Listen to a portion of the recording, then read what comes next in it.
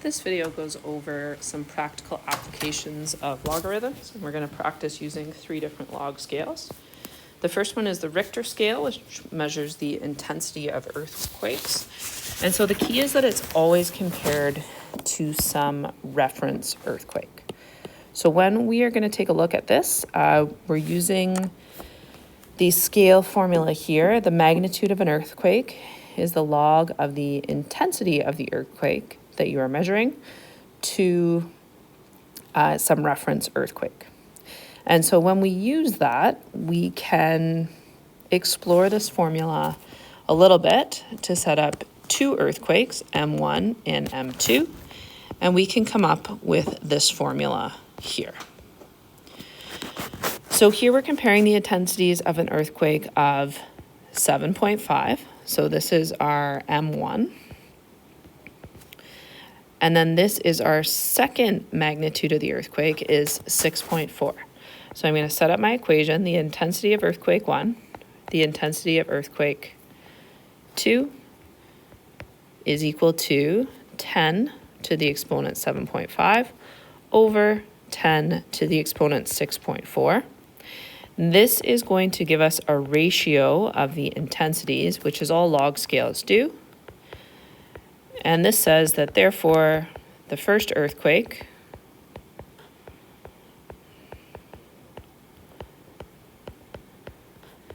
is about 12.59 times more intense than the second.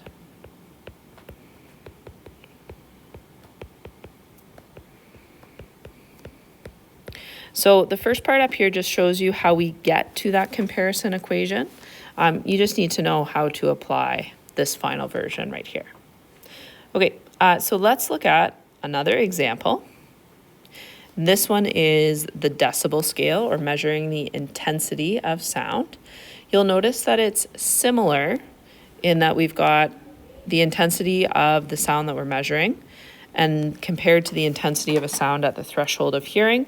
This time we have it multiplied by a factor of 10. It's measured in decibels, which is 1/10 of a bell. Deci, like decimeter, if you can connect it back to the metric system, that prefix. So to compare the intensities of 2 sounds, we're going to set up our logarithmic scale equation twice, and then set them equal to each other and rearrange so that we get an expression in terms of the intensity of one sound to the intensity of the second sound. So if we're looking at a sound that is 1,000 times more intense than a sound at the threshold of hearing, we want to know what that measures in decibels. So that means the sound that we're measuring is 1,000 times more intense than I0, or our reference intensity. So this is our I0 value right here. And then we're going to put it into our decibel equation. So 10 log 1,000 times the intensity of my original equation over my intensity of my original sound at the threshold of hearing. That means those intensities cancel out. And I've got 10 log of 1,000, which is 30 decibels, is the volume or the intensity of my sound. The last scale that we have is a pH scale. Oh, we're going to do one more example down here first. Okay, the other decibel example that we're going to do is comparing 2 sounds. And so our first is going to be our normal conversation. And so that is 60 decibels. That's our first one. And we're going to compare how much more intense that sound is to a whisper, which is only 30 decibels. So we're going to use our reference equation that I have circled right up here.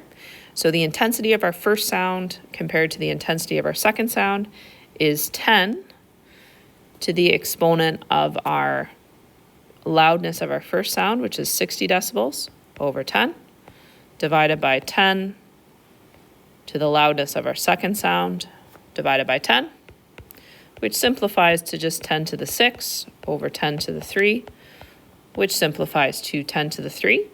So that means that the sound of a normal conversation is 10 to the 3 times more intense than the sound of a whisper.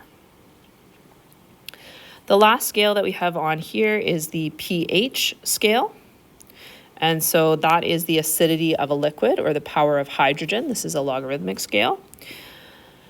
If you've taken chemistry before, this equation is probably familiar to you. So our first example is we're going to find the pH of a pool that has a hydrogen ion concentration of 6.1 times 10 to the negative 8 moles per liter.